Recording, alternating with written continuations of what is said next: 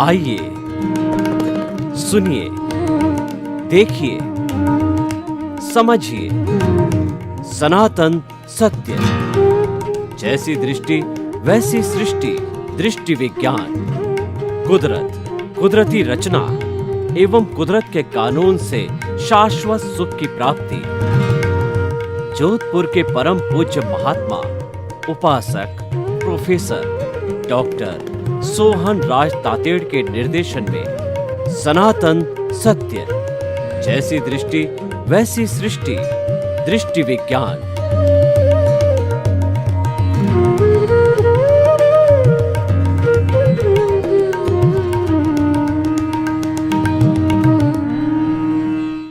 भाई और बहनों, मातृशक्ति को नमन।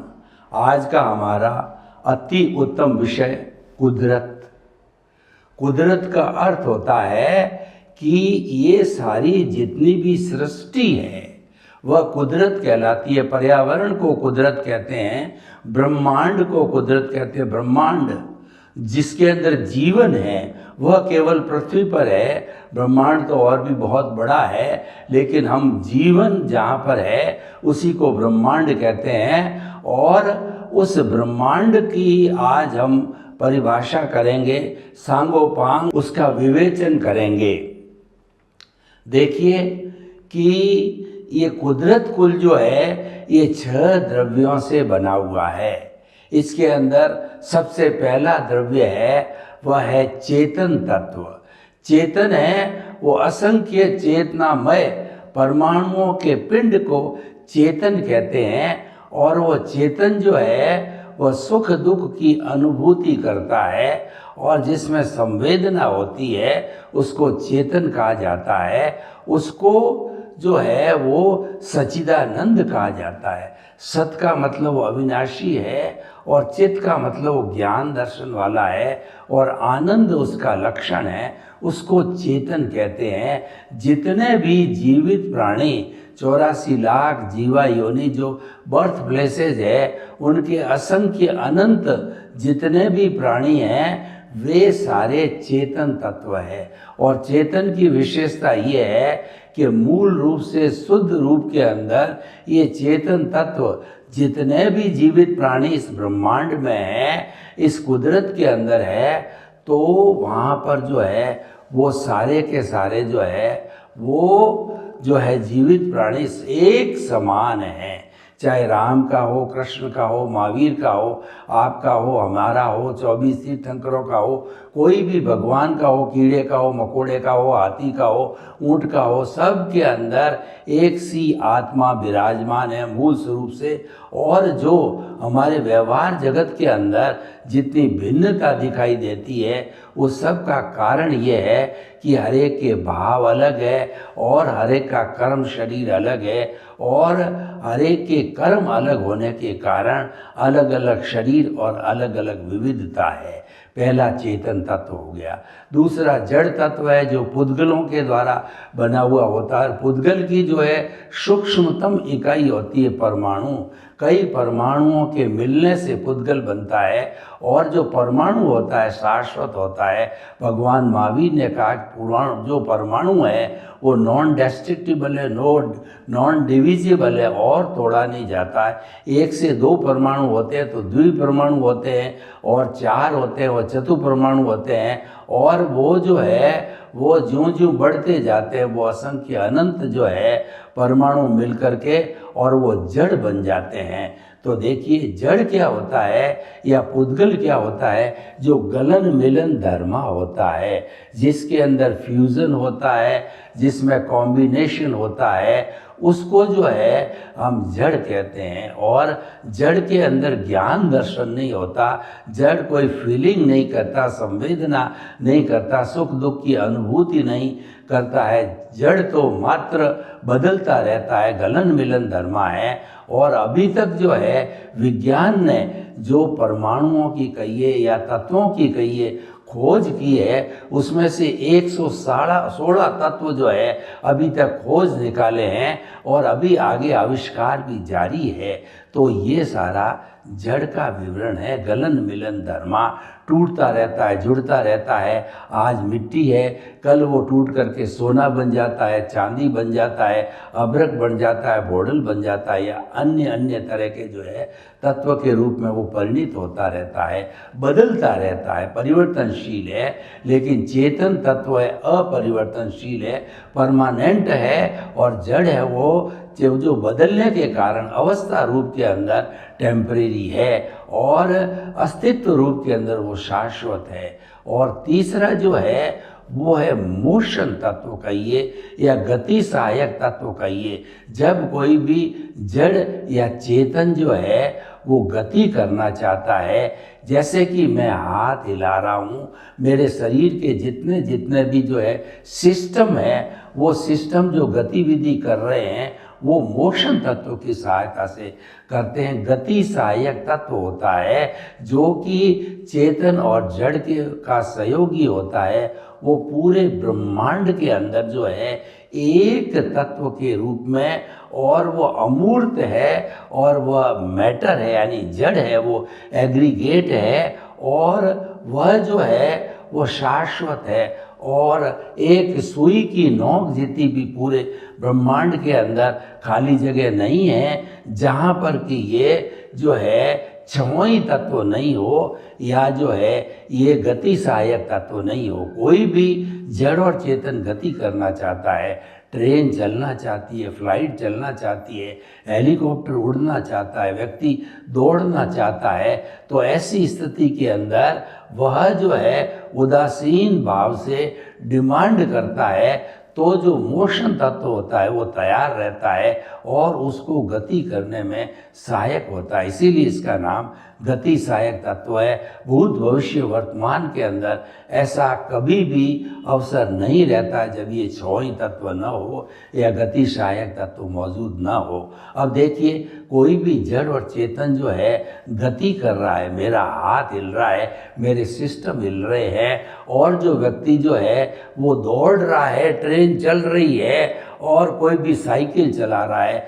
और वो चाहता है कि मैं जो है थोड़ी रेस्ट कर लूं, तो इस पूरे ब्रह्मांड के अंदर एक रेस्ट तत्व होता है, स्थिति सहायक तत्व होता है। गति सहायक की तरह वो भी एक सिंगल द्रव है, अमूर्त है, और वह इस अस्तित्व की दृष्टि से शाश्वत है। और कोई भी जो है रेस्ट तत्व की डिमांड करता है, तो उदासीन भाव से ये तत्व जो है वो हाजिर हो जाता है उसको रेस्ट देने के लिए।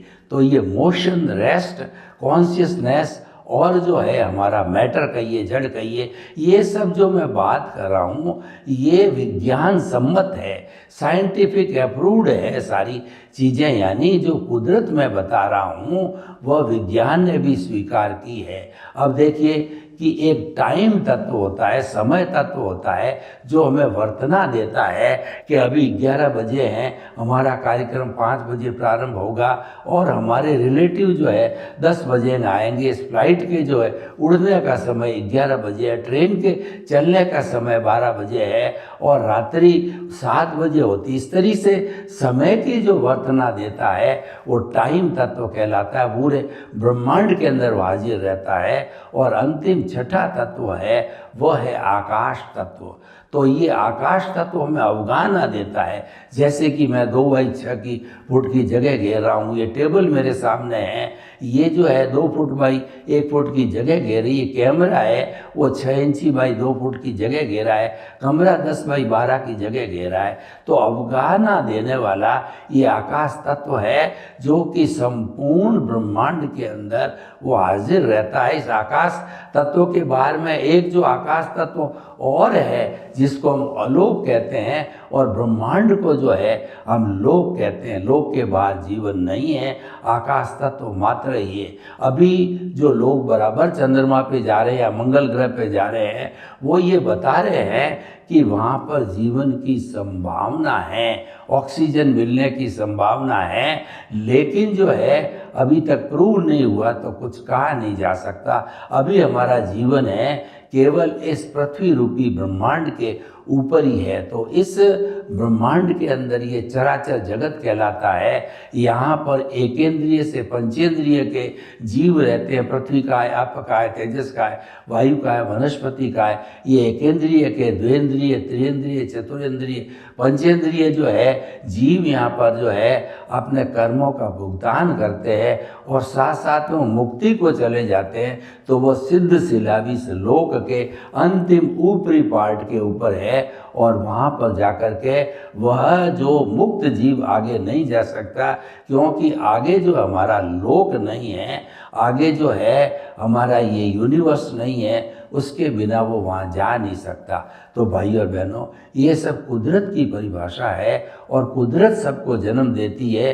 इसके मुख्य 5 कॉन्स्टिट्यूएंट्स है पृथ्वी, जल, अग्नि, वायु और आकाश।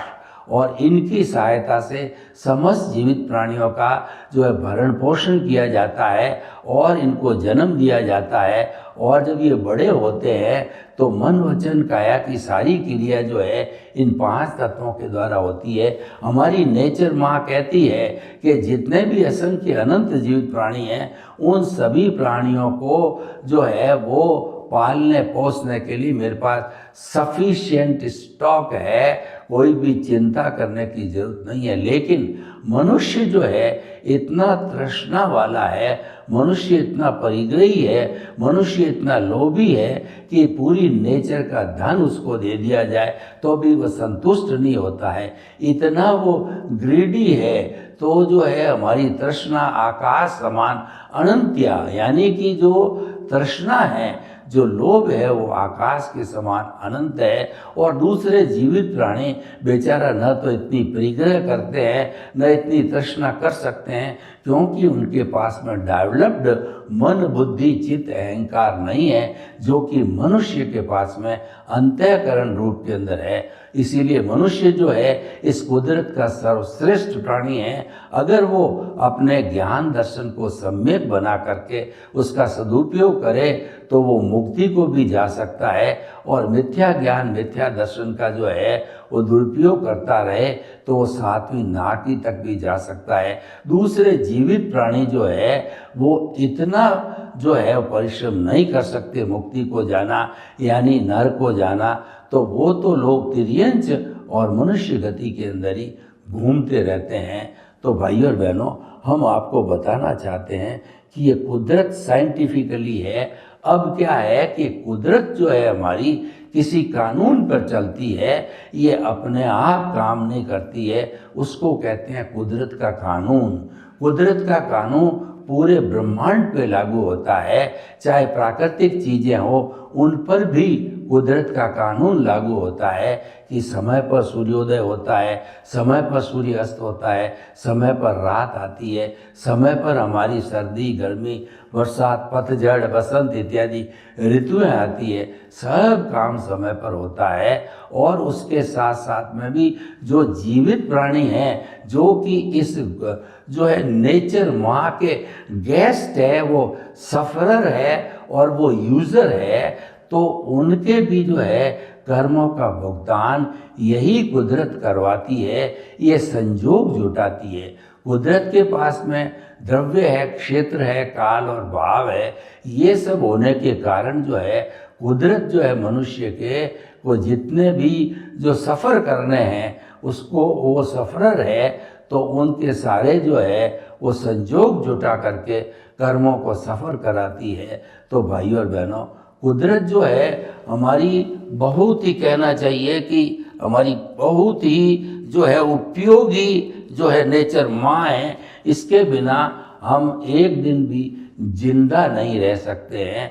यही हमारा भरण पोषण करती है। तो कुदरत के कानून को हमें कभी नहीं तोड़ना चाहिए। हमारी नेचर माँ कहती है कि मैंने इंसान को इस दुनिया के अंदर जन्म दिया तो 100 ईयर के लिए उसकी आयु बनाई। अगर वो प्राकृतिक रहे, अगर वो मेरे नियम का उल्लंघन न करे, प्राकृतिक जीवन जिए, उसकी लाइफ स्टाइल प्राकृतिक हो, तो वह जो है 100 ईयर्स तक जी सकता है। ऐसा कुदरत ने हमको यूनिबिल्ट सिस्टम जो है, इम्यून सिस्टम लगा के हमारे भेजा है। लेकिन हम अप्राकृतिक जीवन जीते हैं, हमेशा एसी में रहते हैं, कभी भी सूर्य की विटामिन डी कहिए या सूर्य का ताप कहिए, अग्नि कहिए, हम लेते नहीं हैं और हमेशा ठंडा पानी पीते हैं। यानी हमारा खान पान, रहन सहन और आचार विचार ये प्रकृति के विरुद्ध है। इस कारण व्यक्ति बीमार पड़ रहा है और उसकी आयु भी घटती जा रही है। तो भाई और बहनों, कुदरत का हमारे पर जो है कितना उपकार है, और कुदरत में काम करने वाले जितने भी पेड़ पौधे हैं वो मनुष्य के या अन्य प्राणियों के कितने हितैषी है कि देखिए, इन पेड़ पौधों से हमको जड़ी बूटियाँ मिलती है और उसके सहारे जो है हमारी सारी बीमारियों को ठीक किया जाता है। वो चरक जो है और इत्यादि जो है, वो ऐसे महान जो आयुर्वेद के आचार्य हुए हैं कि वो जो है हर पौधे के पास में जाते थे, हर पेड़ के पास जाते थे और उनसे रिक्वेस्ट करते थे, उनके अंदर शुद्ध भावों के साथ में प्रार्थना करते थे, टेलीपैथी करते थे कि कृपया आपके गुण बताओ, क्योंकि आपके गुणों का उपयोग करके हम लोगों के जो स्वास्थ्य के लिए इसका उपयोग करना चाहते हैं।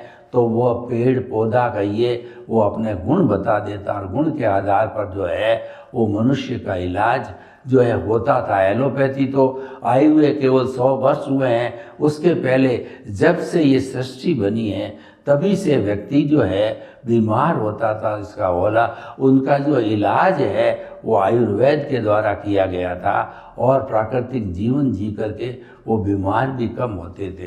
तो भाई और बहनों, ये सारा कुदरत का है। और देखिए, कुदरत के ये जो 6 द्रव्य मैंने बताए हैं, ये समय समय पर अवस्था रूप में बदलते रहते हैं। अवस्था रूप में बदलने को कुदरती रचना कहते हैं। और इन कुदरती रचना से क्या होता है कि मनुष्य के जो कर्म हैं, जो भाव है, वो कर्म डालते हैं, वो भी बदलते रहते हैं। तो भाव बदलने से नए नए कर्म बनते हैं, नए नए कॉजल बॉडी बनती है और इधर जो है ये कुदरती रचना भी बदलती रहती है, जिसको संसार कहते हैं। कुदरती रचना को जो है वह संचरण किया जाता है, जो संचरण करता है वह संसार है। तो कुदरती रचना परिवर्तनशील है और हमारी कुदरत और कुदरत का कानून है, ये प्रिंसिपल आधारित है और अपरिवर्तनीय है, ये कभी बदलता नहीं है। तो भाई और बहनों, ये सारा विवरण जो है कुदरत का, ये हम आपको विवरण क्यों देना चाहते हैं कि मन वचन काया तथा उससे जुड़ी हुई हर अवस्था मात्र कुदरती रचना है। यानी मनुष्य को हर क्षण देखते रहना है कि ये मेरा मन वचन काया भुगतान के लिए ये हिसाब है और ये डेबिट है, क्रेडिट है। तो इसको जो है मुझे कर्ता भाव नहीं रखना है और मुझे निमित्त भाव में रह करके और मेरा जीवन जो है सफरर के रूप में पूरा करना है।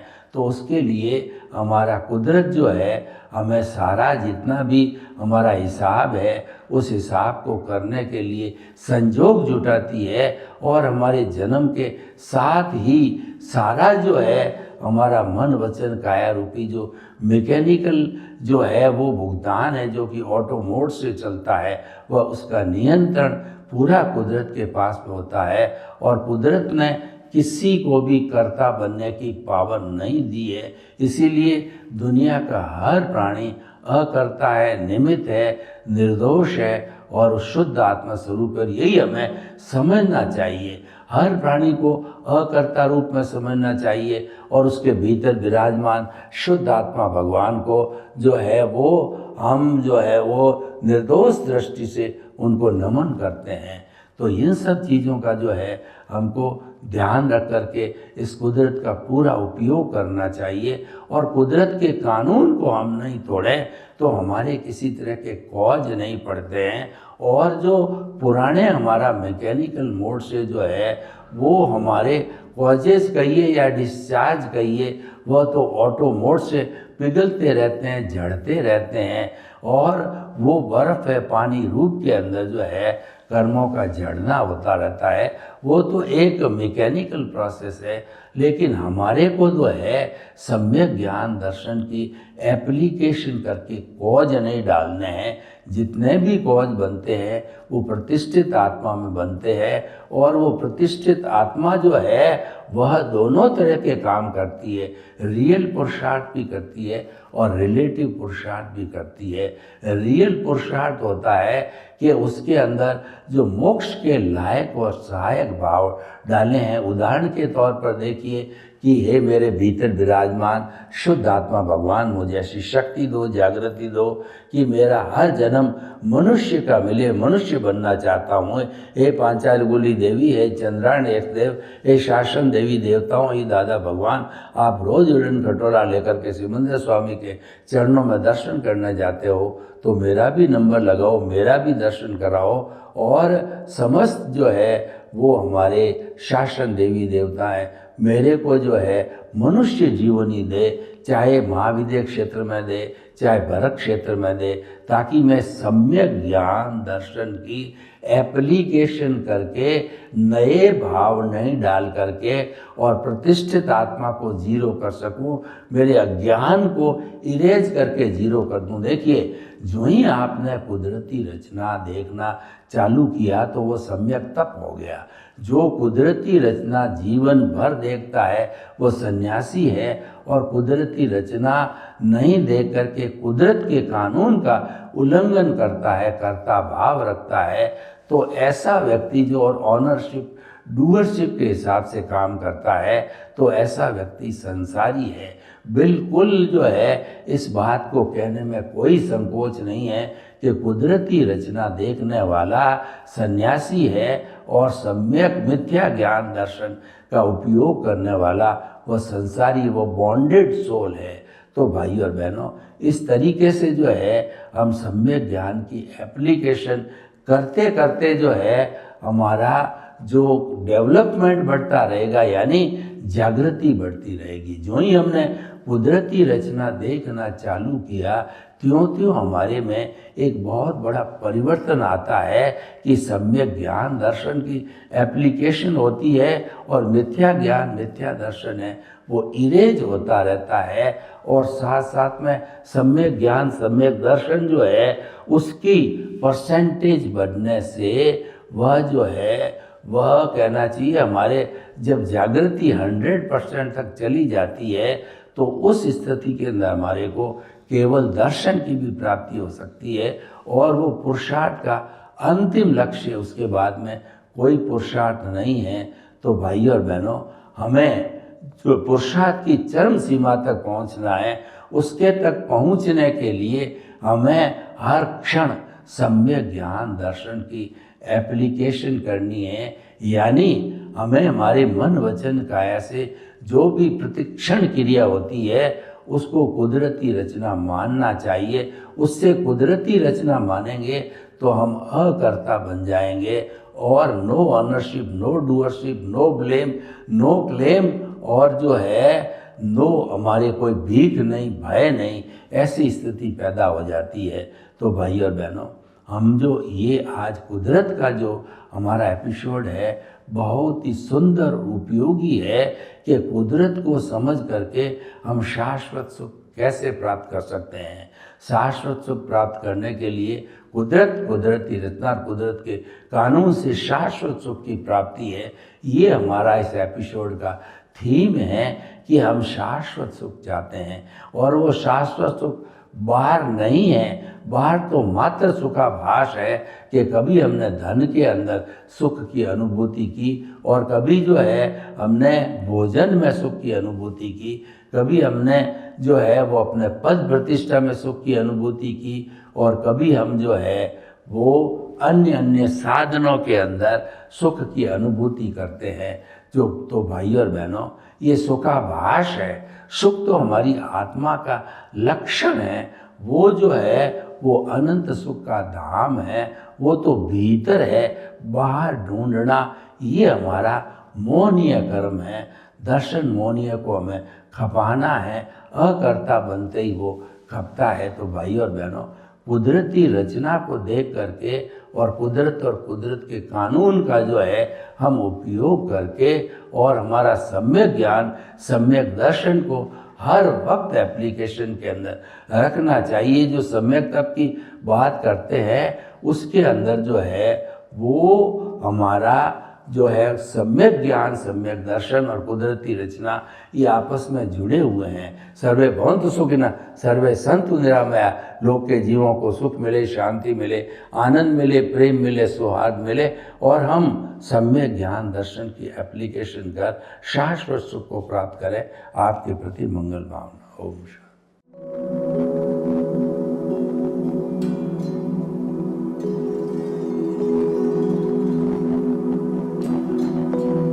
एक ऐसा अंतर्राष्ट्रीय ख्याति प्राप्त मानव जो गुरु प्रेरणा से पिछले 20 वर्षों से वानप्रस्थ जीवन जीते हुए 24 घंटे मानवता की सेवा में संलग्न है। एक ऐसा मानव जो अभी राष्ट्रीय, अंतर्राष्ट्रीय टीवी चैनलों पर 7,500 एपिसोड के माध्यम से सनातन सत्य, आत्मविज्ञान एवं पुनरुत्थान व्यवहार एवं निश्चय जगत के जीवनोपयोगी विषयों पर हृदय स्पर्शी प्रवचन कर चुका है। उस मानव का नाम है महात्मा उपासक प्रोफेसर डॉक्टर सोहन राज तातेड़। प्रोफेसर तातेड़ द्वारा योग, दर्शन, शिक्षा विषयों पर रचित पीएचडी स्तर के 250 शोध ग्रंथ भारत के 100 प्रतिष्ठित विश्वविद्यालयों में शोधार्थी पढ़ रहे हैं तथा वे सभी शोध ग्रंथ वहां की सेंट्रल लाइब्रेरियों में उपलब्ध हैं। महात्मा सोहन राज ने अभी तक हजारों स्कूलों, कॉलेजों, विश्वविद्यालयों एवं संस्थाओं में सेमिनार, वर्कशॉप, कैंप लगाकर लाखों विद्यार्थियों को योग, दर्शन, शिक्षा का प्रशिक्षण देकर उन्हें सुसंस्कारित किया। डॉक्टर तातेड़ ने भारतीय संस्कृति उत्थान के 4000 से अधिक समसामयिक विषयों पर आर्टिकल लिखकर ऑनलाइन जर्नल, पत्रिकाओं, वेबसाइट्स पर प्रकाशित किया, जिसका उपयोग लाखों पाठक कर रहे हैं। उपासक तातेड़ के 5000 से अधिक आज का सुविचार, आज का शुभ संदेश, आज का मंगल भावना योग आदि चिंतन websites, Twitter, blogger, Facebook, YouTube माध्यमों से लाखों लोग अपना जीवन निर्माण कर रहे हैं। मानवता के मसीहा ऐसे महामानव महात्मा सोहन राज तातेड़ के प्रोफाइल को अभी तक विश्व के 20 लाख दर्शक यूट्यूब पर, 12 लाख गूगल पर एवं लाखों दर्शक फेसबुक, ब्लॉगर, ट्विटर और इंस्टाग्राम पर देख चुके हैं।